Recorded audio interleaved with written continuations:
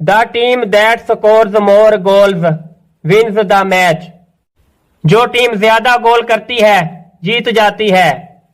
The match consists of 2 periods of 35 minutes with a short half time break of about 5 to 10 minutes।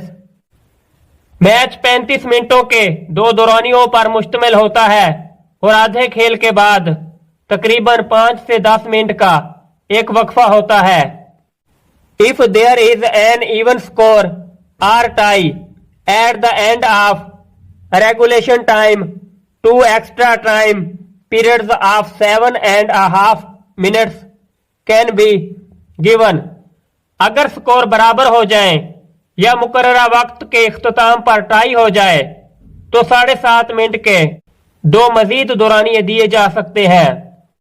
The first team to score a goal during this time is the winner and the game stops.